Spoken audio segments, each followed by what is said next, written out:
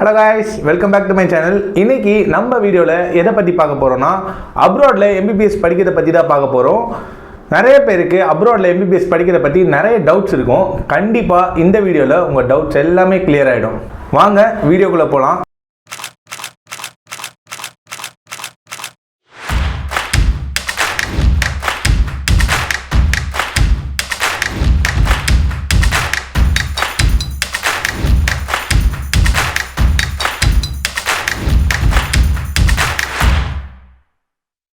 First எதுக்கு அப்ராடில் MBBS படிக்கணும்?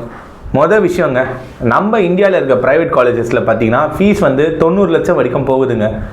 அதாவது அப்ராடில் ஃபீஸ் வந்து பார்த்தீங்கன்னா உங்களுக்கு சாப்பாடு, ஹாஸ்டல் ஃபீஸு இது எல்லாமே சேர்த்து டோட்டலாக 25 lakhs எல்லாமே முடிஞ்சிருதுங்க. செகண்டு நீட் மார்க்குங்க. நீட் மார்க் வந்து கட் ஆஃப் லாஸ்ட் இயர் 2023 இது பார்த்தீங்கன்னா நியர்லி 600, அதாவது 580 to 590 வரைக்கும் இருந்துச்சுங்க. அதாவது ஒரு 2 வருஷம் ட்ராப் பண்ணி படிக்கிறவங்களுக்கு அந்த மார்க்கை ஸ்கோர் பண்ணுறது ரொம்ப ஈஸியாக இருக்கும். ஃப்ரெஷ்ஷாக 12th இப்போ முடிச்சுட்டு வரவங்களுக்கு அந்த காம்படிட்டிவாக இருக்க ஸ்டூடெண்ட்ஸ் கூட காம்படிட் பண்ணி அவ்வளோ மார்க் ஸ்கோர் பண்ணுறதுன்றது வந்து பாசிபிள் இல்லாத விஷயம் தாங்க, ரொம்பவே கஷ்டம்தான். ஸோ நான் இயர் ட்ராப் பண்ண விருப்பம் இல்லாதவங்க, அதே மாதிரி ஆல்ரெடி ரிப்பீட் பண்ணியும் ஸ்கோர் வந்து அந்த அளவுக்கு எடுக்க முடியாதவங்க கண்டிப்பாக அப்ராட் ஒரு பெஸ்ட் ஆப்ஷனாக தாங்க இருக்கும். அப்ராடை பொறுத்த வரைக்கும் நீட்டில் நீங்கள் ஜஸ்ட் பாஸ் பண்ணியிருந்தாலே போதுங்க. நெக்ஸ்ட்டு என்ன பற்றி பார்க்க போகிறோம்னா NMC கைட்லைன்ஸுங்க. அப்ராடில் படிக்கிறதுக்கு நம்ம NMC நேஷ்னல் மெடிக்கல் கவுன்சில் வந்து என்னென்ன கைட்லைன்ஸ் கொடுத்துருக்காங்க, என்னென்ன ரூல்ஸ் கொடுத்துருக்காங்க அதை ஃபாலோ பண்ணுறதுக்கு அப்படின்ட்டு. இந்த ரூல்ஸை யாரெல்லாம் ஃபாலோ பண்ணணும்னு பார்த்தீங்கன்னா, அதாவது அப்ராடில் MBBS படிச்சுட்டு நம்ம இந்தியா வந்து ப்ராக்டிஸ் பண்ணணும், கிளினிக் வைக்கணும்னு இருக்கவங்க அதை கண்டிப்பாக ஃபாலோ பண்ணோங்க. யாரெல்லாம் இக்னோர் பண்ணலான்னு பார்த்தீங்கன்னா, இந்தியாவில் இருந்து அப்ராடில் படிக்க போனவங்க, நான் படிப்பை முடிச்சுட்டு அங்கேயே ப்ராக்டிஸ் பண்ண போகிறேன், அங்கேயே கிளினிக் வச்சு அங்கேயே செட்டில் ஆக போகிறேன் அப்படின்னு நினைக்கிறவங்க நீங்கள் அந்த ரூல்ஸை ஃபாலோ பண்ண தேவையில்லைங்க. ஓகேங்களா? என்ன ரூல்ஸ் அண்ட் ரெகுலேஷன்ஸ்னு பார்ப்போம். மொதல் விஷயங்க, கோர்ஸ் டியூரேஷன். அதாவது 54 மாதம் இருக்கணுங்க, 54 months உங்களோட இன்டர்ன்ஷிப்பும் சேர்த்து. ஓகேங்களா? அதே மாதிரி உங்களுக்கு அந்த யூனிவர்சிட்டியில் அவங்க இன்டர்ன்ஷிப் கொடுக்குறவங்க வந்து கிளினிக் வச்சுருக்கணுங்க, ஓன் கிளினிக் இருக்கணும். ஓகேங்களா? அங்கே நீங்கள் ப்ராக்டிஸ் பண்ணுறதுக்கு அந்த யூனிவர்சிட்டியும் அந்த கவர்மெண்ட்டும் உங்களுக்கு லைசன்ஸ் ப்ரொவைட் பண்ணணும். ஸோ இது வந்து லாஸ்ட்டாக இப்போ நம்ம 2023 வந்து அப்டேட்டு. லைசன்ஸும் நீங்கள் சேர்கிற காலேஜில் உங்களுக்கு லைசன்ஸும் ப்ரொவைட் பண்ணணும். ஸோ அது வந்து கம்பல்சரி ரூல் ஆகிடுச்சுங்க. அடுத்து என்னென்னு பார்த்தீங்கன்னா FMG எக்ஸாம் இல்லைனா நெக்ஸ்ட் எக்ஸாம், இது ரெண்டுமே இருக்குங்க. எப்படின்னா FMG வந்து டில் டேட் இப்போ வரைக்கும் அந்த எக்ஸாம் தான் போயிட்டுருக்கு. ஓகேங்களா?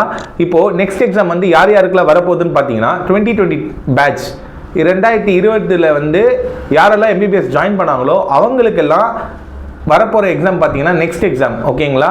இது ரெண்டுமே எதுவும் இல்லைங்க, கேட் எக்ஸாம் மாதிரி. அதாவது நம்ம படிப்பை முடிச்சுட்டு ப்ராக்டிஸ் பண்ணுறதுக்கு அவங்க லைசன்ஸ் ப்ரொவைட் பண்ணுற எக்ஸாம்.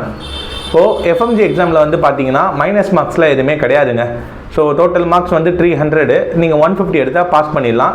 இதே நெக்ஸ்ட் எக்ஸாம் பார்த்தீங்கன்னா 2 ஸ்டெப்பாக வச்சுருக்காங்க.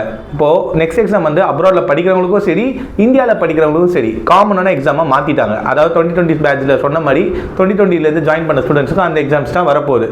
ஓகேங்களா? அது வந்து ஸ்டெப் 1 ஸ்டெப் 2 நடக்க போகுது. ஸ்டெப் 1 வந்து பாஸ் ஆர் ஃபெயில் எக்ஸாம், நம்ம FMG எக்ஸாம் மாதிரி தான் நடக்க போகுது. ஸ்டெப் 2 வந்து கிளினிக்கலாக நடக்க போகுது. ஓகேங்களா? அடுத்து என்னன்னு பார்த்தீங்கன்னா, ஒரு கண்ட்ரியை எப்படி சூஸ் பண்ணுறது? இப்போ நான் அப்ராடில் MBBS படிக்கணும், எந்த கண்ட்ரியை சூஸ் பண்ணுறது அப்படின்னு நிறைய பேருக்கு நிறைய டவுட்ஸ் இருக்குது. ஓகேங்களா? மொதல் விஷயம் பார்த்தீங்கன்னா, அந்த கண்ட்ரியில் இந்தியன் சிலபஸ் இருக்கணுங்க. நம்ம இந்தியாவில் என்ன கரிக்குலம் ஃபாலோ பண்ணுறோமோ அதே கரிக்குலத்தை அவங்க ஃபாலோ பண்ணணும். ரெண்டாவது வந்து பார்த்தீங்கன்னா நிறைய நம்ம இந்தியன் ஸ்டூடெண்ட்ஸ் அங்கே படிக்கணுங்க. ஓகேங்களா? மூணாவது முக்கியமான விஷயம் ஸ்டெபிலிட்டி. அந்த கண்ட்ரியில் வந்து எந்த ஒரு வாரோ எந்த ஒரு இதுவும் இல்லாமல் அமைதி நிலவரமாக இருக்கணும். ஸோ ஒரு கண்ட்ரியோட ஸ்டெபிலிட்டி ரொம்ப முக்கியம். ஏன்னா நம்ம ரஷ்யா உக்ரைன் வார்லாம் இப்போ நடந்துச்சு இல்லையா? ஸோ அங்கே போனவங்க அந்த வார் இருந்ததால் 2 கண்ட்ரியும் ஸ்டெபிலிட்டியாக இல்லாததால் ஸ்டூடெண்ட்ஸ் ரொம்பவே சஃபர் ஆனாங்க. ஸோ ஸ்டெபிலிட்டி இருக்கிற கண்ட்ரியாக நம்ம சூஸ் பண்ணுறது ரொம்பவே பெஸ்ட்டுங்க. அடுத்து நான் அட்மிஷன்ஸ் பண்ணுற கண்ட்ரியெலாம் பார்த்தீங்கன்னா கிர்கிஸ்தான், உஸ்பெகிஸ்தான், கஜகஸ்தான். ஏன் இந்த கண்ட்ரீஸில் அட்மிஷன் பண்ணுறேன்னா, இந்த கண்ட்ரீஸ் வந்து நம்ம ஏஷியா கான்டினென்ட்ல இருக்குங்க. நம்ம இந்தியாவுக்கு ரொம்பவே பக்கத்தில் இருக்கிறதால நமக்கு டிராவல் டைம் வந்து ஒரு 3 to 4 hours தாங்க ஆகுது. ஸோ ரொம்ப நியர்பையாக இருக்கிறதால நம்ம டிராவலுக்கு வந்து ரொம்பவே ஈஸியாக இருக்கும். நான் ஏன் இந்த கண்ட்ரீஸில் படிக்க சொல்கிறேன்னா, நம்ம இந்தியன் ஸ்டூடெண்ட்ஸ் மோர் தென் 10,000 பீப்புள்ஸ் அங்கே படிச்சுட்டு வந்துட்டு இருக்காங்க. நம்ம ஆட்கள் அங்கே நிறைய பேர் இருக்கிறதால அந்த நாட்டோட மக்கள் மனநிலை வந்து ரொம்ப சமமாக இருக்குங்க. ஸோ அவங்க ஸ்டூடெண்ட்ஸ் கூட ரொம்ப ஃப்ரெண்ட்லியாக இன்ட்ராக்ட் ஆகுறாங்க. அதுவும் இல்லாமல் நம்ம இந்தியன் ஃபுட்ஸ்லாம் ரொம்ப ஈஸியாக கிடைக்குதுங்க. ஸோ நான் அட்மிஷன் பண்ணுற எல்லா யூனிவர்சிட்டியுமே நம்மளோட என்எம்சி ரூல்ஸை வந்து ரொம்ப ப்ராப்பராக ஃபாலோ பண்ணிட்டு வந்துட்டு இருக்காங்க. ஸோ அப்ராடில் எம்பிபிஎஸ் படிக்கணும்னு ஐடியாவில் இருக்கவங்க மறக்காமல் நம்ம சேனலை சப்ஸ்கிரைப் பண்ணிக்கோங்க.